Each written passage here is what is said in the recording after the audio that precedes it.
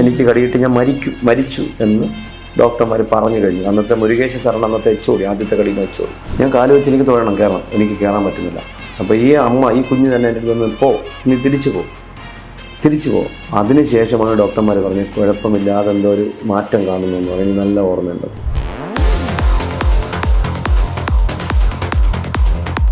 ആ മോളെന്ന് പറയുന്നത് ആ അമ്മയാണെന്ന് ഞാൻ വിശ്വസിക്കുന്നു. എൻ്റെ ഏറ്റവും വലിയ ദൈവം എന്ന് പറയുന്നത് എൻ്റെ രാജഗോപാലാണ് തന്നെയാണ്. എൻ്റെ രാജഗോപാലാണ് എനിക്ക് ഏറ്റവും വലിയ ദൈവം. അത് ഏറ്റവും കൂടുതൽ എനിക്ക് ദംശനം തന്നിട്ട് എൻ്റെ ജീവിതത്തിലേക്ക് തിരിച്ചു കൊണ്ടുവന്നതും ഭഗവാൻ ശിവനവറുകളുടെ ആഭരണമയ നാഗങ്ങളാണ്. മൂർഖൻ്റെ അടിയിൽ എനിക്ക് ഏറ്റവും കൂടുതൽ കിട്ടിയിട്ടുള്ളത്. അതേസമയം അസുരന്മാരായ ഗണത്തിൽപ്പെടുന്ന പാമ്പുകളാണ് അണലി വർഗ്ഗങ്ങളെന്ന് പറയപ്പെടുന്നത് ഗ്രന്ഥങ്ങളിൽ. അപ്പോൾ അവരുടെ കടി എനിക്ക് കുറച്ചേ കിട്ടിയിട്ടു. അവരുടെ കടിയിട്ട് എനിക്ക് ജീവിതത്തിലേക്ക് മടങ്ങി വരാൻ പറ്റിയെന്നില്ല. വരുമ്പോൾ വെടിവെച്ച് മയക്കുന്നു കൊണ്ട് കാട്ടി തുറന്നിടുമ്പോൾ അത് 3 ദിവസം കഴിയുമ്പോൾ മരണപ്പെടുന്നു. അന്ന് ഏറ്റവും വലിയ ഒരു വിശ്വാസം വരുന്നത് അരിക്കൊമ്പൻ എന്ന് പറഞ്ഞാൽ ഗണപതിയുടെ ഒരു അവതാരമായിട്ടാണ് നമ്മളെല്ലാം ചെയ്തിരിക്കുന്നത്, ഞാൻ ഉൾപ്പെടെ. ഹൈന്ദവ വിശ്വാസങ്ങളിൽ ആനയുടെ രൂപമുള്ള ഒറ്റ ദൈവമേ ഉള്ളൂ, അത് വിനായകനാണ്. വിനായകൻ ആരെയും കൊന്നിട്ട് നമ്മൾ കേട്ടിട്ടില്ല. ഈ ആനയെ ആരെയും കൊന്നിട്ടില്ല. എല്ലാ വർഷവും ഓർത്ത് അവൻ്റെ അമ്മ മരിച്ച സ്ഥലത്തുനിന്ന് അവൻ ചരിഞ്ഞ് കിടക്കണമെങ്കിൽ അവൻ ആരായിരിക്കണം? അപ്പോൾ ആ ആന എവിടെയെന്നൊരു ആർക്കും അറിയില്ല. അപ്പം നമ്മുടെ ദൈവങ്ങളെ നമ്മൾ തന്നെ നശിപ്പിക്കുന്നു. ഒരു കുടുംബം ഉപേക്ഷിച്ച് പോയ ഒരു അമ്പലത്തിൽ ഞാൻ ഏറ്റെടുത്ത് നടത്തിയ സമയത്ത് അത് നേരത്തെ നടത്തിക്കൊണ്ടിരുന്ന ഒരാൾ, അദ്ദേഹം ഇപ്പോൾ വലിയ പണ്ഡിതനായിട്ടാണ് നടക്കുന്നത്. അദ്ദേഹം ജാതി പറയുന്നത്, എൻ്റെ ജാതിയെ വിളിച്ച് എന്നെ അധിക്ഷേപിക്കുന്നത് ഞാൻ അകത്തൊരു തൊട്ടടുത്തൊരു വീട്ടിൻ്റെ അപ്പുറത്ത് കേട്ടുകൊണ്ടിരിക്കുന്നത്. പക്ഷേ ഞാൻ ചിന്തിക്കും എനിക്ക് ജാതി ഇല്ലാന്ന് ചിന്തിക്കുന്ന ഒരാളാണ്. അപ്പോൾ തൂണിൻ്റെ മറവിലാണ് കിടക്കുന്നത്. അപ്പം ഞാൻ രക്ഷപ്പെട്ടു പോയി. ആ മോളെന്ന് പറയുന്നത് ആ അമ്മയാണെന്ന് ഞാൻ വിശ്വസിക്കുന്നു. പെട്ടെന്ന് തന്നെ അടിക്കുന്നു. ആ ദണ്ടിൽ ഞാൻ പെട്ടെന്ന് ചാടി അഴിച്ച് ഓടി മാറി. എനിക്ക് എന്നെ അതുകൊണ്ട് അവർക്ക് പിടിക്കാൻ പറ്റിയില്ല. അത് കഴിഞ്ഞ് മറ്റൊരവസരത്തിൽ ഞാൻ സ്ഥിരം പ്രശ്നക്കാരനായിരുന്നു എന്നും പറഞ്ഞിട്ട് അങ്ങനെ പ്രശ്നക്കാരൻ ജനങ്ങൾക്ക് പ്രശ്നമൊന്നുമില്ല. ഞാൻ വിശ്വസിക്കുന്ന തത്വങ്ങളിൽ കൂടി പോകുന്ന സമയത്ത് ബസ്സിന് കല്ലെറിയാനോ അങ്ങനെ എന്തെങ്കിലും കാര്യങ്ങളിൽ കൂടെ പോകുന്നു. അങ്ങനെ പോയപ്പോൾ അടുത്ത ഒരു വിഷയം ഇതിൽ മറ്റൊരു ദിവസം പോലീസിനെ പിടിക്കാൻ വരുന്ന സമയത്ത് ഞാൻ നല്ല ഉറക്കം. അപ്പോഴെന്നെ ഇതേ മോള് തന്നെ അടിച്ചുണർത്തുന്നു.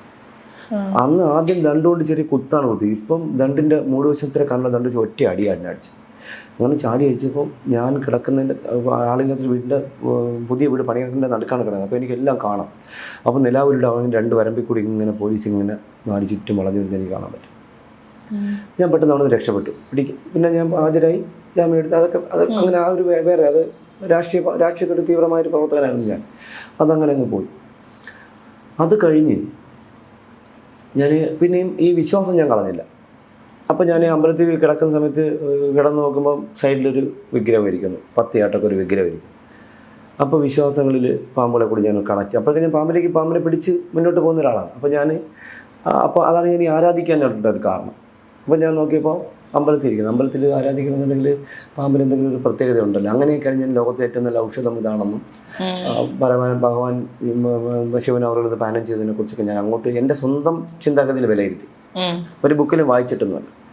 അങ്ങനെ അപ്പോൾ ഇങ്ങനെയാണ് ഞാൻ ഇത് മനസ്സിലാക്കിയത്. പിന്നെയാണ് ഇങ്ങനെ അന്വേഷിച്ചപ്പോൾ അറിയുന്നത് ലോകത്തിലെ ഏറ്റവും നല്ല പ്രോട്ടീൻ, ലോകത്തിലെ ഏറ്റവും നല്ല ഔഷധം നിങ്ങൾ എവിടെയെങ്കിലും വായിച്ചിട്ടുണ്ടോ? വേറെ എന്തിൽ നിന്നെങ്കിലും കിട്ടിയതായിട്ട്? ഏതെങ്കിലും ചെടിയിൽ നിന്നോ, ഏതെങ്കിലും ഔഷധ ചെടിയിൽ നിന്നോ, അല്ലെങ്കിൽ അന്തരീക്ഷത്തിൽ നിന്നോ? ഇത് നാച്ചുറലാണ്.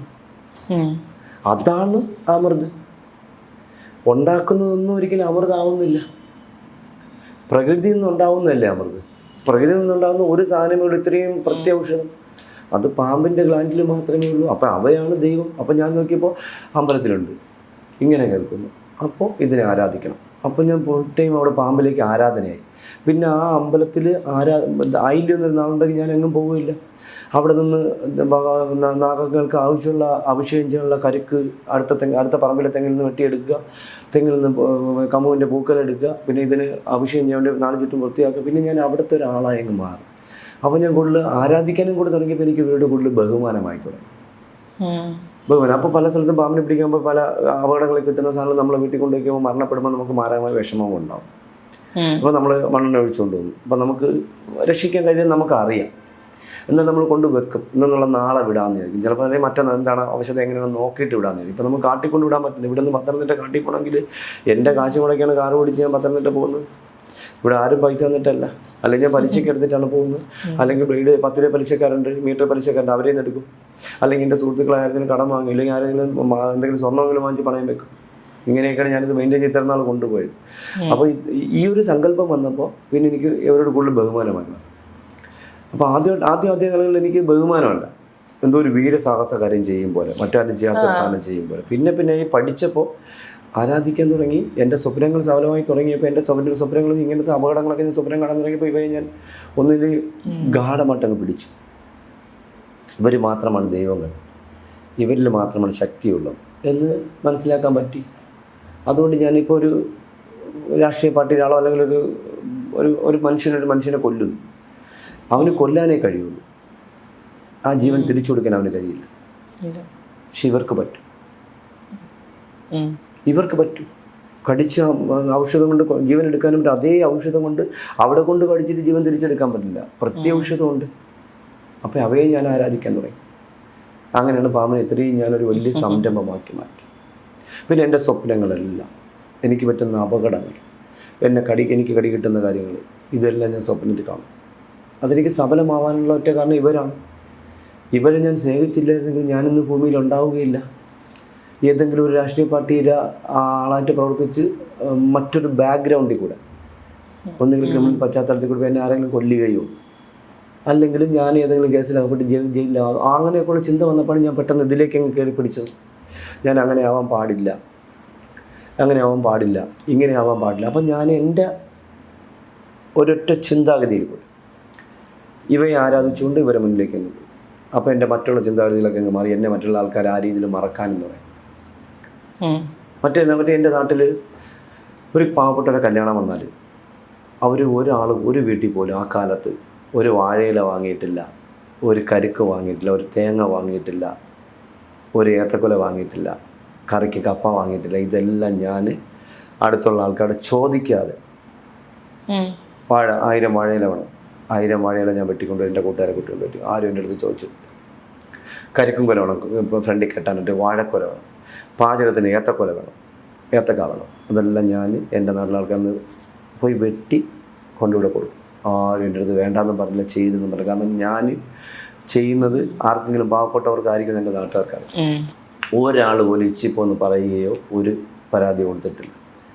അങ്ങനെ ഭയന്നിട്ടും കൂടെ ആയിരിക്കാം ചെറിയ രീതിയിൽ. അങ്ങനത്തെ കമ്പനികൾ, എനിക്ക് ഒത്തിരി കമ്പനികളുണ്ടാകും. എപ്പോഴും എൻ്റെ കൂടെ ഒരു 50 പേരൊക്കെ ഉണ്ടാവും, പയ്യൻ മരത്തിലൊക്കെ. അങ്ങനെ ഒരു നാടിന് ദോഷമായിട്ടല്ല ഞാൻ ജീവിക്കുന്നത്. എന്നെ കാണാൻ സ്നേഹത്തോടെ കാണാൻ വരുന്ന ആൾക്കാരെ ഞാൻ ഈ അമ്പലത്തിൻ്റെ പരിസരത്ത് കുളത്തിൻ്റെ ഇടയൊക്കെ വെച്ച് സംസാരിക്കാറുണ്ട്. എന്നും പറഞ്ഞ് ഞാൻ അവരുടെ മുഖം ഒരു ക്രിമിനൽ കേസ് ഉണ്ടാക്കാനോ അങ്ങനെയൊന്നും പറ്റില്ല. എൻ്റെ പേരിൽ പലരും ചെയ്തിട്ടുണ്ട്, ആ കേസിലൊക്കെ ഞാൻ പെട്ടിട്ടുണ്ട്. എൻ്റെ നാട്ടിൽ എൻ്റെ പേരിൽ ഒരാളുണ്ടായിരുന്നു, ഒരു പയ്യൻ. ഇപ്പോൾ പുള്ളിക്കാരൻ ജയിലിലാണ്. അദ്ദേഹം ചെയ്തൊരു കൊലക്കേസിന് എന്നെ പിടിച്ചുകൊണ്ട് കഴക്കൂട്ടം പോലീസ് സ്റ്റേഷൻ. എന്നെ 24 മണി, എന്നാൽ ഞാൻ ഇത്രയും ഫേമസ് അല്ല, പേര് മാത്രമേ ഉള്ളൂ. അന്ന് മുഹമ്മദ് ഇക്ബാലാണ് സി എന്ന് തോന്നുന്നു, അദ്ദേഹം വരുന്നത്. അദ്ദേഹം ഇപ്പോൾ റിട്ടയർ ആക്കി കൊണ്ടിരുത്തി. അവസാനം പിന്നെ ഞാനാണെന്ന് അറിഞ്ഞ് ആളെ വേറെയാണെന്ന് അറിഞ്ഞപ്പോൾ 24 മണിക്കൂർ കഴിഞ്ഞിട്ടാണ് റിലീസ് ചെയ്തു. അങ്ങനെയൊക്കെ ഒരുപാട് പേര് ദോഷം എനിക്ക് ഉണ്ടായിട്ടുണ്ട്. ഞാൻ ചെയ്യാത്ത കുറ്റങ്ങൾ എൻ്റെ പേരിൽ വന്നിട്ടുണ്ട്. അങ്ങനെയൊക്കെ വന്നു. അപ്പോൾ അതൊന്നും എനിക്കൊരു അലങ്കാരമായിട്ടും ഞാൻ കാണുന്നില്ല. ഞാൻ വിശ്വസിക്കുന്ന ദൈവങ്ങൾ എന്നെ അതിൽ നിന്നെല്ലാം മാറ്റി പ്രൊട്ടക്റ്റ് ചെയ്ത് എൻ്റെ പാമ്പുകൾ, അവരാണ് എൻ്റെ ദൈവം. അത് മരണം വരെ അങ്ങനെ തന്നെയായിരിക്കും, അവരാണ് രക്ഷിച്ചിട്ടുള്ളത് 100%. കാരണം എനിക്ക് കടി കിട്ടിയപ്പോൾ എൻ്റെ മരിക്കാൻ പോയി എന്നെ അവർ കൊണ്ടുവന്ന പ്രത്യക്ഷതല്ലേ തിരിച്ചെന്നെ ജീവിതത്തിലേക്ക് കൊണ്ടുവന്നു. അവരുടെ ആൻറ്റീവനല്ല എന്നെ പ്രത്യക്ഷതമായിട്ട് എനിക്ക് നൽകുന്നത് മനുഷ്യന്മാരായ ഡോക്ടർമാരാണെങ്കിൽ പോലും ഇതുള്ളത് കൊണ്ടല്ലേ അവർക്ക് ചെയ്യാൻ പറ്റുന്നത്. അല്ല അവർക്ക് ചെയ്യാൻ പറ്റും ഇല്ല. പിന്നെ വേറെ കാര്യമുണ്ടോ, ഞാൻ ആദ്യമായിട്ട് കടി കിട്ടുമ്പോൾ എനിക്ക് കടി കിട്ടി ഞാൻ മരിച്ചു എന്ന് ഡോക്ടർമാർ പറഞ്ഞു കഴിഞ്ഞു. അന്നത്തെ മുരുകേശ സാറാണ് അന്നത്തെ HOD, ആദ്യത്തെ കടീൻ്റെ HOD. പുള്ളിയൊക്കെ ഇപ്പോൾ ഭൂമിയിലുണ്ടോയെന്ന് എനിക്കറിയില്ല.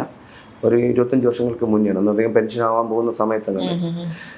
അപ്പോൾ പറഞ്ഞു രക്ഷയില്ല, സാധ്യത കുറവാണെന്ന് പറഞ്ഞു. കാരണം ഞാൻ രാവിലെ 9:30 കടി കിട്ടുന്നു, ഞാൻ ഹോസ്പിറ്റലിൽ പോകുന്നത് 2:30, ഉച്ചയ്ക്ക് 2:30. അതാണ് ഈ കടി.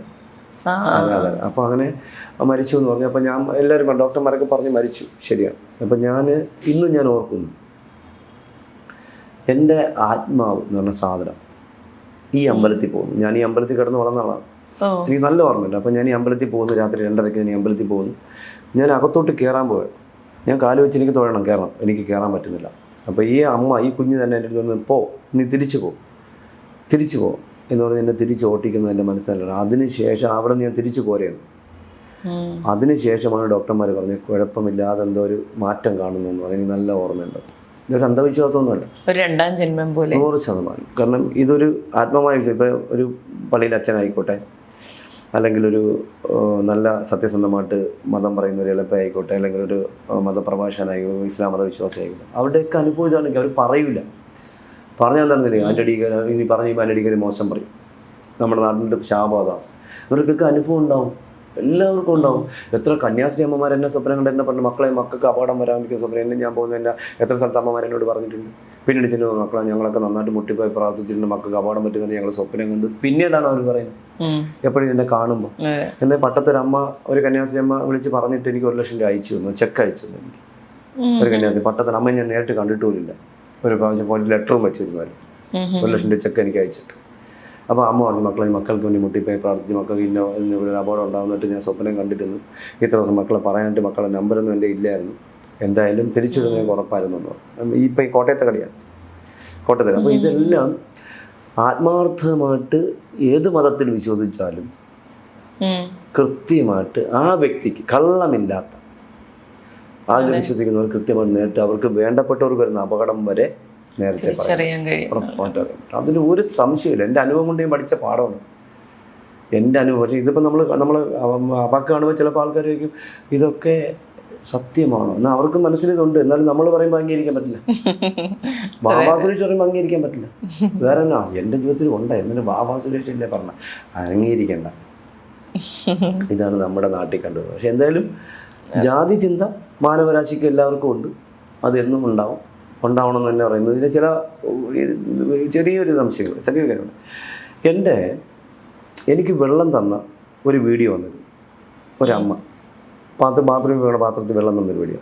അതിൻ്റെ അടിയിൽ നാട്ടിലുള്ള നല്ലവരായ നായർ സുഹൃത്തുക്കളെയും ബ്രാഹ്മൺ സുഹൃത്തുക്കളെയും ഒക്കെ അടിയിൽ തള്ളക്കി വിളിച്ചിട്ട് അമ്മയ്ക്ക് വിളിച്ചിട്ട് ഓർത്തർ ശുദ്ധമായ മണ്ടത്തിലാണ്. ആ അമ്മ എന്ന് പറയുന്നത് ഒരു എന്താ പറയുക, പള്ളിയിൽ പോകുന്നൊരമ്മയാണ്.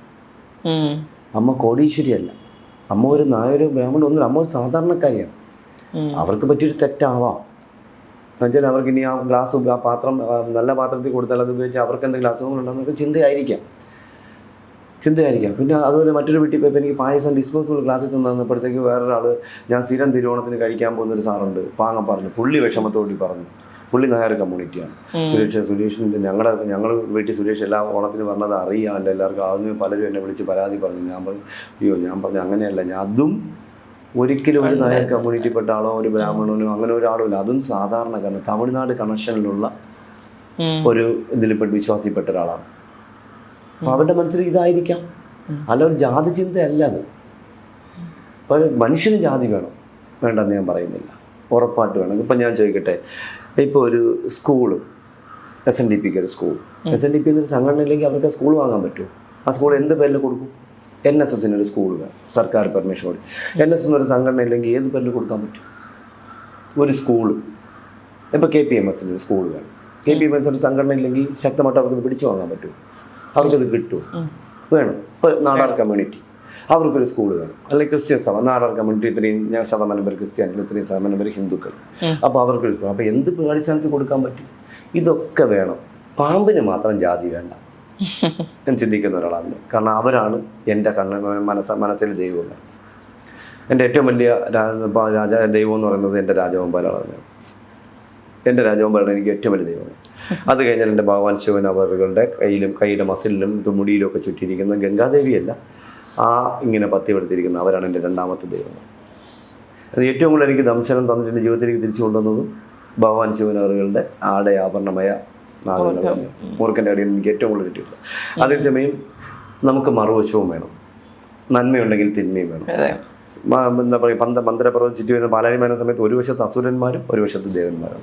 അസുരന്മാരായ ഗണത്തിൽപ്പെടുന്ന പാമ്പുകളാണ് അണലി വർഗ്ഗങ്ങളെന്ന് പറയപ്പെടുന്നത് ഗ്രന്ഥങ്ങളിൽ. അപ്പോൾ അവരുടെ കടി എനിക്ക് കുറച്ചേ കിട്ടിയിട്ടുണ്ട്.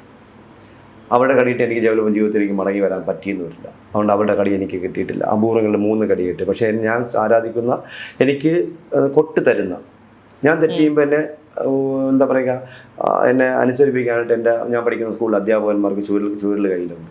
അപ്പോൾ ഞാൻ വിശ്വസിക്കുന്ന ദൈവങ്ങൾക്കുണ്ട്, നീ സൂക്ഷിക്കണം, നിനക്കൊരു ചെറിയ പണിയിരുന്നു. എന്ന് പറഞ്ഞൊരു ദംശനം തരുന്നു. അതിൽ നിന്ന് എൻ്റെ ജീവിതത്തിലേക്ക് കൊണ്ടുവന്നു. പക്ഷേ ചിലപ്പോൾ അവരുടെ കടി കിട്ടിക്കഴിഞ്ഞാൽ ഞാൻ രക്ഷപ്പെടണമെന്ന് നിർബന്ധമില്ല. അതുകൊണ്ട് എനിക്ക് അസുരഗണത്തിൽപ്പെടുന്ന അനധിക അതിഥികളുടെ കടികൾ അപൂർവമായിട്ടേ കിട്ടിയിട്ടുള്ളൂ. ഞാൻ എന്നാൽ ഒരുപാട് വെച്ച് കളിച്ചിട്ടുണ്ട്. എനിക്ക് അപകടം ഉണ്ടായിട്ടില്ല. ഇതൊക്കെയാണ് എൻ്റെ ചിന്താഗതി. പക്ഷെ എന്തായാലും ജാതി വേണം. പാമ്പുകൾക്ക് ജാതിയില്ല, അത് 100% ഉറപ്പാണ്. ചവിട്ടിയാൽ മാത്രം കടിക്കുന്നു, ചവിട്ടാതെ കടിക്കുകയില്ല. അതിന് പാമ്പുകൾക്ക് ഞാൻ അമ്പല വിശ്വാസിയാണ്, കടിക്കണ്ട എന്ന് പറഞ്ഞ് പോകാറില്ല. അല്ലെങ്കിൽ അത് ഖുർആൻ വിശ്വസിക്കുന്ന ആൾ ഒരു കടി കൊടുക്കാം, അങ്ങനെ വൈരാഗ്യം വെച്ച് പ്രവർത്തിക്കാറില്ല. അന്ന് ആ പള്ളിയിൽ പാമ്പിൻ്റെ സാത്താൻ എന്ന് പറയുന്ന ബൈബിൾ വിശ്വാസിയാണ്, അവന് കടി കൊടുക്കും. അങ്ങനെയൊന്നും അവർക്കില്ല. അവരെല്ലാവരും ഒരുപോലെ ഒരമ്മയുടെ മക്കളായി ഭൂമിക്ക് മേലൊരു കൊടയ്ക്ക് കീഴിൽ എല്ലാവരും ഒരേപോലെ കാണാൻ കഴിയുന്നു. ജാതിയില്ലാതെ, മതമില്ലാതെ, രാഷ്ട്രീയമില്ലാതെ, വ്യക്തിബന്ധങ്ങളില്ലാതെ, വ്യക്തിപരമായിട്ടോ വൈരാഗ്യങ്ങളില്ലാതെ എല്ലാവരെയും ഒരേപോലെ ഒരമ്മയുടെ മക്കളായി. ജാതി എന്ന് പറഞ്ഞ സാധനം ഇല്ലാതെ ഭൂമിയിലുള്ള ഒറ്റ ജീവിയേ ഉള്ളൂ, അത് പാമ്പുകൾ മാത്രമാണ്. അല്ലെങ്കിൽ എൻ്റെ അതിഥികൾ മാത്രം, അല്ലെങ്കിൽ എൻ്റെ ആരാധനാമൂർത്തികളെ സർപ്പങ്ങൾ മാത്രം. അങ്ങനെ അടി ഉറച്ചു വിശ്വസിക്കുന്നു. ഇനി യാതൊരു മാറ്റമില്ല. ഞാൻ മരിക്കുന്നത് വരെ എൻ്റെ വിശ്വാസങ്ങൾ അങ്ങനെ തന്നെയായിരിക്കും. പറ്റുമെങ്കിൽ ഞാൻ അത് അടുത്ത തലമുറയ്ക്ക് പകർന്നു കൊടുക്കുകയും ചെയ്യും, വിശ്വാസികൾക്ക് പകർന്നു കൊടുക്കുകയും ചെയ്യും, ഉറപ്പായിട്ട് പകർന്നു കൊടുക്കുകയും ചെയ്യും. ഇപ്പോൾ ഒരു അമ്പലത്തിൽ പൂജാരിക്ക്, ഇപ്പോൾ അമ്പലത്തിൽ ആയില്യത്തിന് പൂജ ചെയ്യാൻ പോകുന്ന പൂജാരിക്ക് പറയാൻ പറ്റുമോ ഞാൻ ഇന്ന പാമ്പിനെ പിടിച്ചുകൊണ്ട് വെച്ചിട്ട് പൂജ ചെയ്യാമെന്ന് പറയാൻ പറ്റും? പരിഹാരങ്ങൾ പറഞ്ഞു കൊടുക്കാൻ പരിഹാരം ഒന്നേ ഉള്ളൂ. ഭൂമിയിൽ പാമ്പുകളില്ലാതെ വന്നാൽ മാനവരാശിക്ക് നാശമുണ്ടാകും, കോട്ടമുണ്ടാകും. അതുകൊണ്ട് ജാതി ചിന്തയില്ലാതെ, മതചിന്തയില്ലാതെ, അതിനെ ശുദ്രജീവി എന്ന് ചിന്തിക്കാതെ ഏറ്റവും പ്യുവറായിട്ട് ഭൂമിയിൽ ജീവിക്കാൻ അവകാശമുള്ള ജീവിയായിട്ട് അവയെ മാറ്റി വിട്ടുകൊടുക്കുക. ഒരു പ്രശ്നം ആർക്കും ഉണ്ടാകും. അവർക്ക് വസിക്കാനുള്ള സ്ഥലങ്ങളില്ലെന്നേ. ഇപ്പോൾ കാട് ഞാൻ ചോദിക്കുന്നു, കാട്ടിൽ പോകാൻ, ഫീൽഡിൽ പോകാൻ വനംവകുപ്പുകാർക്ക് സമയമില്ല. ആന കാട്ടിൽ നിന്ന് പുറത്തേക്ക് വരുന്നു, എന്തുകൊണ്ട് വരുന്നു എന്ന് പഠനമുണ്ടോ? കടുവ പോകുമ്പോൾ കാട്ടിൽ നിന്ന് പുറത്തേക്ക് വരുന്നു, എന്തുകൊണ്ട് വരുന്നു എന്നൊക്കെ പഠനമുണ്ടോ? ഒന്നുമില്ല. വരുമ്പോൾ വെടിവെച്ച് മയക്കുന്നു കൊണ്ട് കാട്ടി തുറന്നിടുന്നു, അത് 3 ദിവസം കഴിയുമ്പോൾ മരണപ്പെടുന്നു. ഒന്ന് ഏറ്റവും വലിയ ഒരു വിശ്വാസം വരുന്നു, അരിക്കൊമ്പൻ എന്ന് പറഞ്ഞാൽ ഗണപതിയുടെ ഒരു അവതാരമായിട്ടാണ് നമ്മളെല്ലാം ചിന്തിക്കുന്നത്, ഞാൻ ഉൾപ്പെടെ. പക്ഷേ ഒരാളിനെയും കൊല്ലാത്ത ഒരാൾ, കഥകളിൽ മാത്രമേ അവൻ കൊലയാളി. അപ്പോൾ ആ നമ്മുടെ വിശ്വാസങ്ങളുടെ, ഹൈന്ദവ വിശ്വാസങ്ങളിൽ ആനയുടെ രൂപമുള്ള ഒറ്റ ദൈവമേ ഉള്ളൂ, അത് വിനായകനാണ്. വിനായകൻ ആരെയും കൊന്നിട്ട് നമ്മൾ കേട്ടിട്ടില്ല. ഈ ആനയെ ആരെയും കൊന്നിട്ടില്ല. എല്ലാ വർഷവും ഓർത്ത് അവൻ്റെ അമ്മ മരിച്ച സ്ഥലത്തു നിന്ന് അവൻ ചരിഞ്ഞ് കിടക്കണമെങ്കിൽ അവൻ ആരായിരിക്കണം? അപ്പോൾ ആ ആന എവിടെയൊന്നും ഇപ്പോൾ ആർക്കും അറിയില്ല. അപ്പം നമ്മുടെ ദൈവങ്ങളെ നമ്മൾ തന്നെ നശിപ്പിക്കുന്നു. ഞാൻ ഗണപതിയെ ആരാധിക്കുന്നു, പാമ്പിനെയൊക്കെ ആരാധിക്കുന്നു. പക്ഷേ പാമ്പിൽ മാത്രം അടി ഉറച്ച് നിൽക്കുന്നു. അതായത് ഒരു ചിന്തയില്ലാത്തത് കൊണ്ട്. അവർക്ക് ഒരു ചിന്തയില്ല. ഗുരുദേവൻ്റെ ഒറ്റ തത്വം ഇന്ന് ഭൂമിയിൽ ജീവിച്ചിരിക്കുന്നതിൽ മനുഷ്യന് പഠിക്കാനുള്ള ഒരു ജീവിയാണ് പാമ്പ്. ലോകത്ത് മനുഷ്യന് പഠിച്ചാൽ ഒരിക്കലും തീരാത്തൊരു ജീവിയാണ് പാമ്പ്. ഒരിക്കലും തീരാൻ പോകുന്നത്. ഒരു വനമുള്ള പാമ്പുകളെ പഠിക്കണം. എവിടെ പഠിക്കുന്നു? ഇംഗ്ലീഷുകാരെ എഴുതി വെച്ചാൽ മാത്രമേ ഇവർക്കറിയാവൂ. അല്ല ഇവിടെ ഒരു ബുക്കുണ്ടോ? നല്ലൊരു ഗ്രന്ഥമുണ്ടോ?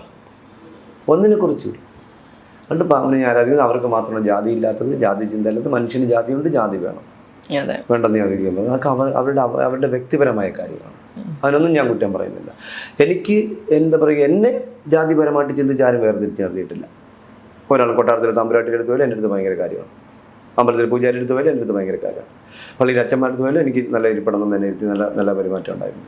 അതുപോലെ എല്ലാ സ്ഥലങ്ങളിലും ഒരിടത്ത് തന്നെ മാറ്റിയെടുത്തില്ല. പിന്നെ ഈ വളരെ അപൂർവം പേര് മാത്രം ചിലപ്പോൾ കയ്യിൽ സോപ്പ് തന്നെ തിരിച്ചു വാങ്ങിക്കാത്ത, അത് ജാതി ചിന്തയല്ല, അവർക്ക് ഭയമാണ്. ഈ പാമ്പിനെ പിടിക്കുന്ന ആൾക്കാർക്ക് എന്തെങ്കിലും അസുഖങ്ങൾ ഉണ്ടാകുമോ, അല്ലെങ്കിൽ അത് നമ്മൾ ഉപയോഗിച്ചാൽ ദേഹത്ത് വെള്ളപ്പാണ്ടുണ്ടാവുമോ, ഇങ്ങനെയൊക്കെ ഉള്ള ഒരു ചിന്താഗതിയുള്ളവരാണ്. ജാതി ചിന്ത ഇല്ല എന്ന് ഞാൻ പറയും. എനിക്ക് ഏറ്റവും വലിയ ജാതി അടി കിട്ടിയിട്ടുണ്ട് കേട്ടോ. വയനാട്ടിൽ എൻ്റെ ഒരു സുഹൃത്തുണ്ട്, ഒരുപാട് കാലം എൻ്റെ സുഹൃത്താണ്, നല്ല സുഹൃത്താണ്, ബെസ്റ്റ് ഫ്രണ്ടാണ്. പക്ഷേ അവർ കൂടെ ജാതി പറയണം, എൻ്റെ ജാതി പറയാറുണ്ട് കേട്ടോ. എൻ്റെ ഒത്തിരി പൈസയും കടം വാങ്ങിയിട്ടുണ്ട്, പല കാര്യങ്ങൾ പറഞ്ഞ് എൻ്റെ വാങ്ങിയിട്ടുണ്ട്. അവർ പറഞ്ഞിട്ടുണ്ട് കേട്ടോ ജാതി. അവിടെ ഇന്നുണ്ട്, അവിടെ ഇടയ്ക്ക് വനവാസികളായ ആൾക്കാർ അവർ വീട്ടിൽ ഇരുത്തില്ല എന്ന് വരെ അവരെന്താ പറഞ്ഞിട്ടുണ്ട്. തിണ്ണയെ പോലും ഇരുത്തത്തില്ല, ഇരുത്തിക്കഴിഞ്ഞാൽ തന്നെ അവർ ഇറങ്ങിപ്പോയി സോപ്പിട്ട് കഴിവെന്ന് വരെ പറഞ്ഞതാണ്. അത് ജാതി ചിന്തയാണോ അത് മറ്റേ? പക്ഷേ അവർ എൻ്റെ അടുത്ത് എന്നെ ജാതി പറഞ്ഞ് വിളിച്ചിട്ടുണ്ടെന്നുള്ളതാണ്. എന്നെ ജാതി പറഞ്ഞ് എന്നെ വിളിച്ചിട്ടുണ്ട്. അത് എൻ്റെ നാട്ടിലെ ഒരു സ്ഥലത്താണ്. ഞാൻ ഒരു കുടുംബം ഉപേക്ഷിച്ച് പോയ ഒരു അമ്പലത്തിൽ ഞാൻ ഏറ്റെടുത്ത് നടത്തിയ സമയത്ത് അത് നേരത്തെ നടത്തിക്കൊണ്ടിരുന്ന ഒരാൾ, അദ്ദേഹം ഇപ്പോൾ വലിയ പണ്ഡിതനായിട്ടാണ് നടക്കുന്നത്. അദ്ദേഹം ജാതി പറയുന്നത്, എൻ്റെ ജാതിയെ വിളിച്ച് എന്നെ അധിക്ഷേപിക്കുന്നത് ഞാൻ അകത്തൊരു തൊട്ടടുത്തൊരു വീടിൻ്റെ അപ്പുറത്ത് കേട്ടുകൊണ്ടിരിക്കുന്നു. പക്ഷേ ഞാൻ ചിന്തിക്കും എനിക്ക് ജാതി ഇല്ലാന്ന് ചിന്തിക്കുന്ന ഒരാളാണ്. അപ്പോൾ ഇന്ന ജാതി എന്ന് പറയും, എൻ്റെ അച്ഛൻ തെങ്ങ് കയറ്റക്കാരനായതുകൊണ്ട് എൻ്റെ അച്ഛൻ ജോലി വെച്ച് എൻ്റെ ജാതി പറഞ്ഞിട്ട് കാര്യമില്ല. ജാതി ഇല്ലെന്ന് വിശ്വസിക്കുന്ന എൻ്റെ പാമ്പുകളെ ആരാധിച്ച് കൊണ്ടു കിടക്കുന്ന ഒരാളാണ്.